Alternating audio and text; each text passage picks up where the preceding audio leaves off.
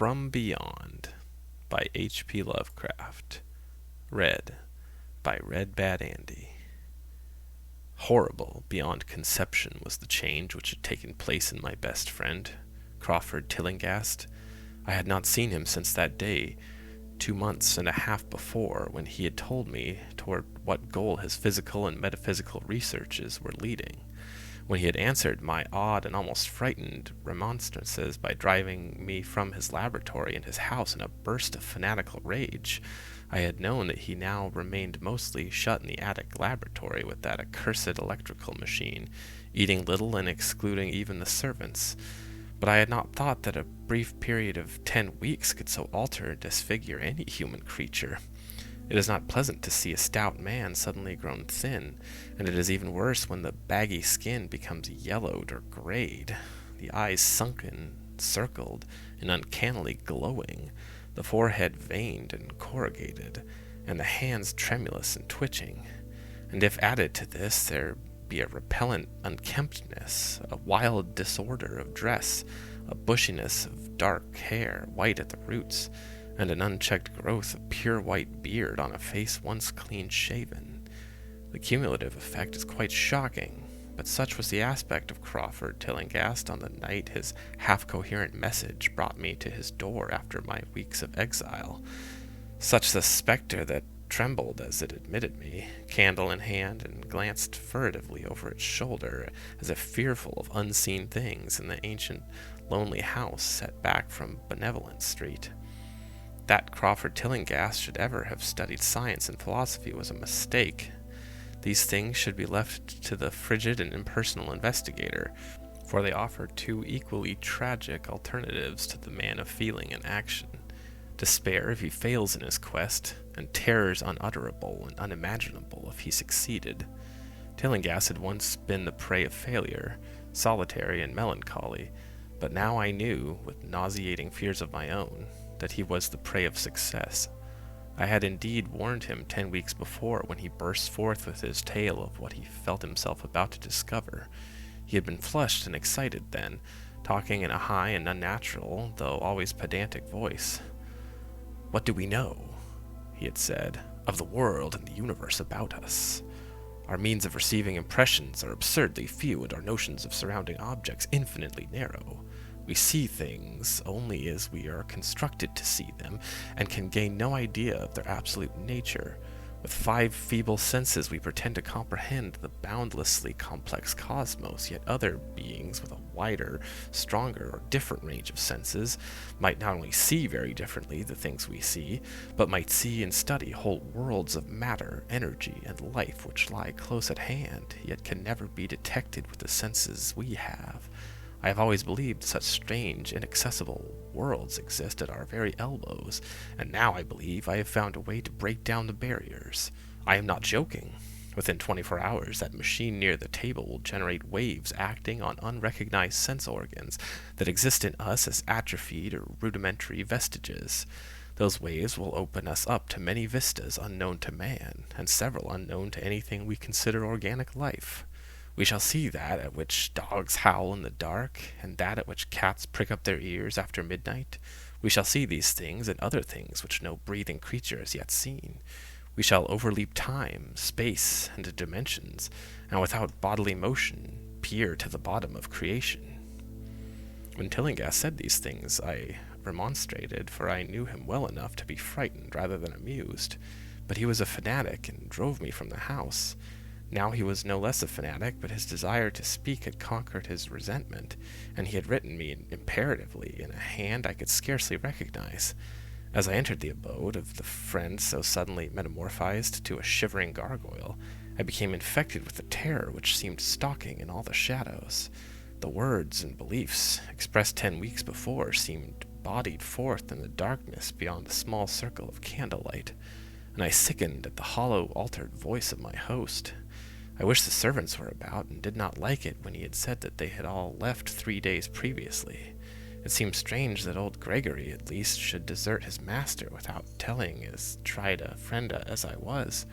It was he who had given me all the information I had of Tillinghast after I was repulsed in rage. Yet I soon subordinated all my fears to my growing curiosity and fascination.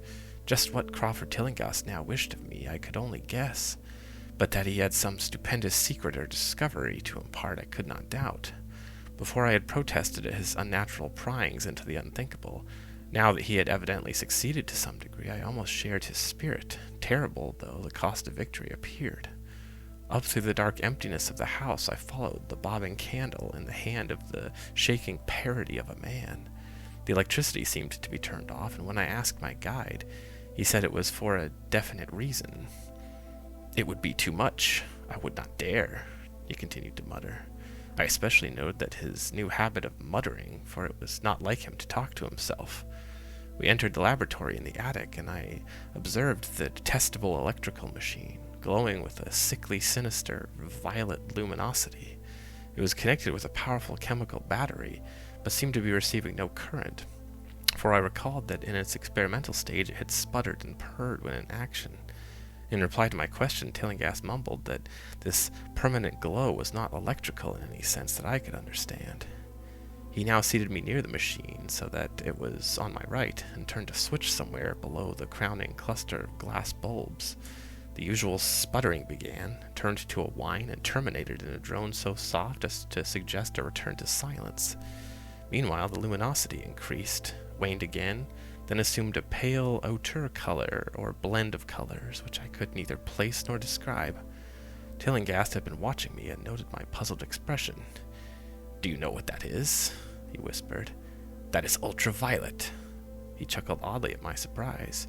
"You thought ultraviolet was invisible, and so it is, but you can see that and many other invisible things now. Listen to me. The waves from that thing are waking 1,000 sleeping senses in us. Senses which we inherit from eons of evolution, from the state of detached electrons to the state of organic humanity. I have seen truth, and I intend to show it to you. Do you wonder how it will seem? I will tell you."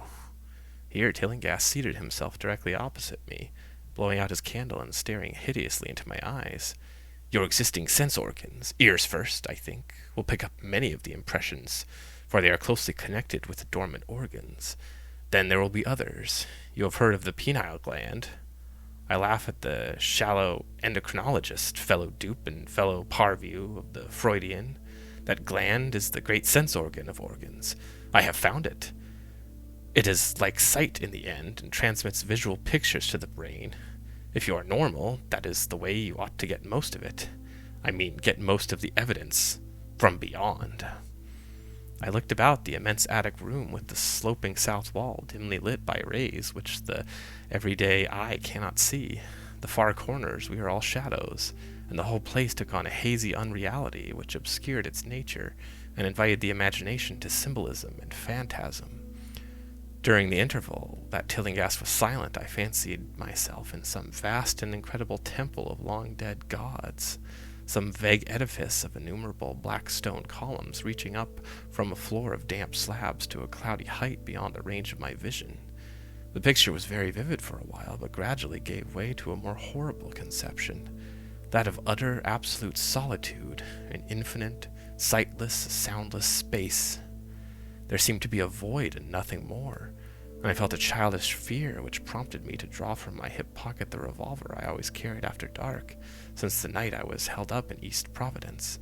Then, from the farthermost regions of remoteness, the sound softly glided into existence. It was infinitely faint, subtly vibrant, and unmistakably musical, but held a quality of surpassing wildness which made its impact feel like a delicate torture of my whole body. I felt sensations like those one feels when accidentally scratching ground glass. Simultaneously there developed something like a cold draught, which apparently swept past me from the direction of the distant sound. As I waited breathlessly, I perceived that both sound and wind were increasing, the effect being to give me an odd notion of myself as tied to a pair of rails in the path of a gigantic, approaching locomotive. I began to speak to Tillinghast, and as I did so, all the unusual impressions abruptly vanished. I saw only the man, the glowing machine, and the dim apartment. Tillinghast was grinning repulsively at the revolver which I had almost unconsciously drawn, but from his expression I was sure he had seen and heard as much as I, if not a great deal more. I whispered what I had experienced, and he bade me to remain quiet and receptive as possible. "Don't move," he cautioned, "for in these rays we are able to be seen as well as to see. I told you the servants left, but I didn't tell you how. It was that thick-witted housekeeper. She turned on the lights downstairs after I had warned her not to, and the wires picked up sympathetic vibrations. It must have been frightful. I could hear the screams up here in spite of all I was seeing and hearing from another direction. And later it was rather awful to find those empty heaps of clothes around the house. Mrs. Updike's clothes were close to the front hall switch. That's how I know she did it. It got them all. But so long as we don't move, we are fairly safe. Remember, we're dealing with a hideous world in which we are practically helpless. Keep still." The combined shock of the revelation and of the abrupt command gave me a kind of paralysis, and in my terror my mind again opened to the impressions coming from what Tillinghast called beyond. I was now in a vortex of sound and motion, with confused pictures before my eyes. I saw the blurred outlines of the room, but from some point in space there seemed to be a pouring or seething column of unrecognizable shapes or clouds, penetrating the solid roof at a point ahead and to the right of me. Then I glimpsed the temple-like effect again, but this time the pillars reached up into an aerial ocean of light, which sent down one blinding beam along the path of the cloudy column I had seen before. After that the scene was almost wholly kaleidoscopic, and in the jumble of sights, sounds, and unidentified sense impressions, I felt that I was about to dissolve or in some way lose the solid form. One definite flash I shall always remember. I seemed for an instant to behold a patch of strange night sky filled with shining, revolving spheres, and as it receded I saw that the glowing suns formed a constellation or galaxy of settled shape, the shape being the distorted face of Crawford Tillinghast. At another time I felt the huge animate things brushing past me and occasionally walking or drifting through my supposedly solid body, and thought I saw Tillinghast look at them as though his better trained senses could catch them visually. I recalled what he had said of the pineal gland and wondered what he saw with his preternatural eye. Suddenly I myself became possessed of a kind of augmented sight.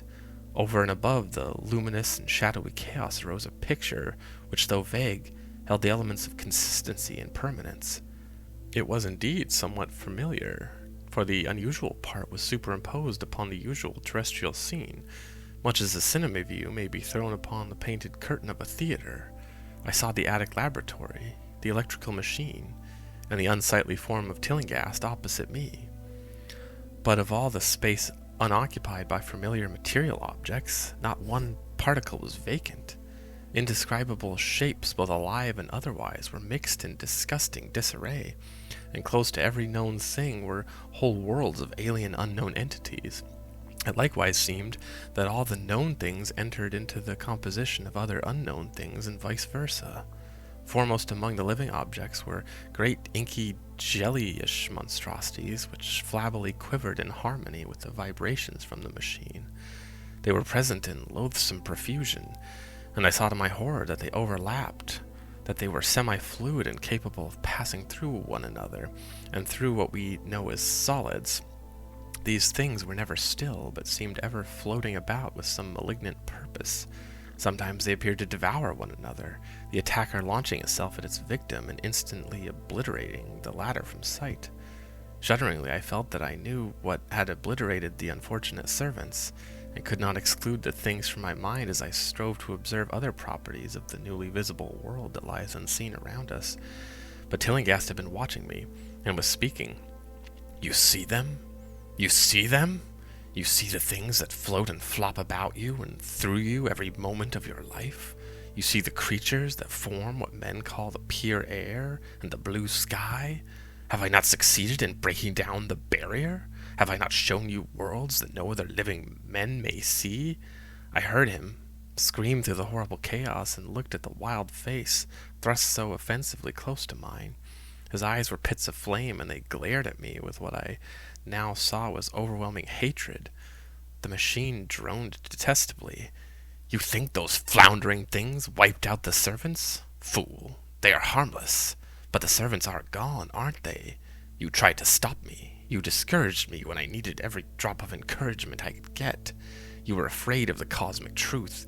You damned coward, but now I've got you. What swept up the servants?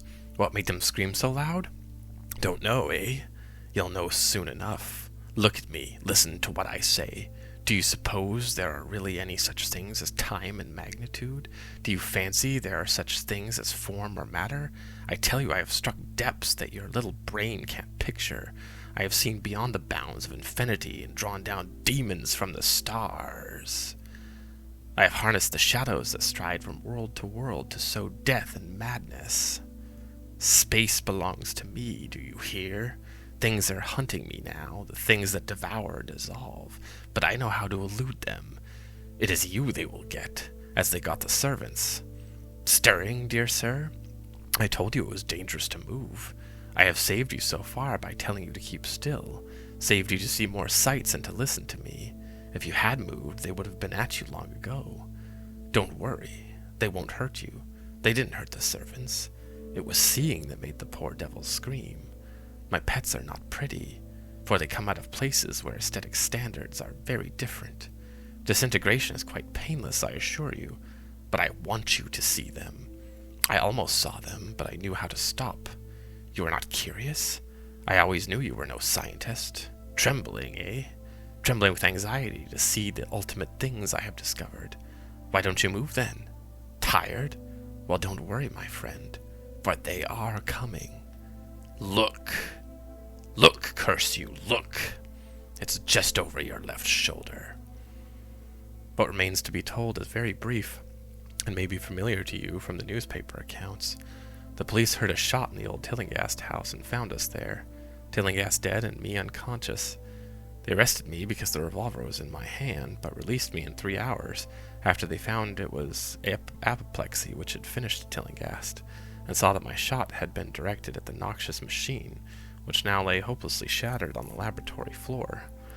I did not tell very much of what I had seen, for I feared the coroner would be skeptical, but from the evasive outline I did give, the doctor told me that I had undoubtedly been hypnotized by the vindictive and homicidal madman. I wish I could believe that doctor. It would help my shaky nerves if I could dismiss what I now have to think of in the air and sky about and above me. I never feel alone or comfortable. Any hideous sense of pursuit sometimes comes chillingly on me when I am weary. What prevents me from believing the doctor is the one simple fact that the police never found the bodies of those servants whom they say Crawford Tillinghast murdered.